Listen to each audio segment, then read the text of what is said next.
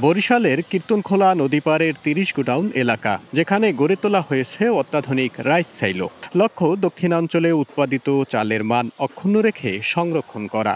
তবে নির্মাণের ২ বছরেও সাইলোটি চালু হয়নি।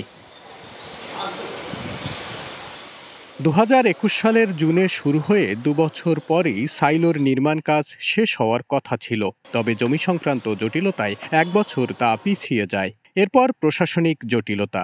২০২৫ সালের জানুয়ারিতে সাইলো বুঝে নেয় সরকার। তবে অর্থ ও জনবল সংকট সহ নানা কারণে আর চালু হয়নি। আমাদের এখানে আইবাস প্লাস কোড না থাকায় এখানে কোনো কেনাকাটা করা যাচ্ছে না, যার জন্য দাপ্তরিক কার্যক্রমে বিঘ্ন ঘটছে। নিরাপত্তা প্রহরী নেই, বিশেষ করে আনসার।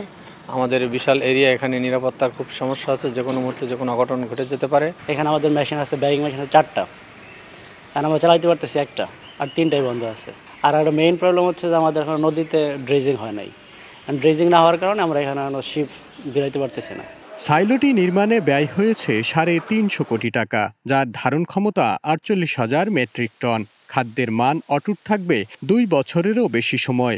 চাল লোড আনলোড হবে স্বয়ংক্রিয় মেশিনে। তাই সাইলোটি দ্রুত চালুর দাবি শ্রমিকদের।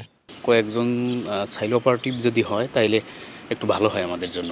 এটা 2 বছর ধরে কাজ শেষ হয়েছে, বর্তমানে এখন থেকে চালু হচ্ছে না। কখন কি চালু হবে তাও বলা যাচ্ছে না। সংশ্লিষ্টরা বলছেন, সাইলো চালুর বিষয়ে মন্ত্রণালয়ে কয়েক দফা জানানো হয়েছে। নির্দেশনা অনুযায়ী নেওয়া হবে ব্যবস্থা। জনবল কাঠামো এখন পর্যন্ত জনপ্রশাসন মন্ত্রণালয় থেকে অনুমোদিত হয়ে আছে এবং এটা এখন অর্থ বিভাগের ভেটিংয়ের জন্য প্রেরিত হয়েছে। সেখানে আমাদের 42টি পদ সৃজনের কথা প্রস্তাবিত রয়েছে। এখন আমার এখানে আমরা আছি 20 জন, আমি সহ, এবং এই 20 জন দিয়ে আমরা ওই 42 জনের কাজটা একরকমভাবে করে যাচ্ছি আর কি। নদীপথে পণ্য আনা নেয়ায় সাইলোর জেটি আছে, তবে কীর্তনখোলা নদীতে ড্রেজিংয়ের অভাবে সেটিও পরিত্যক্ত পড়ে আছে।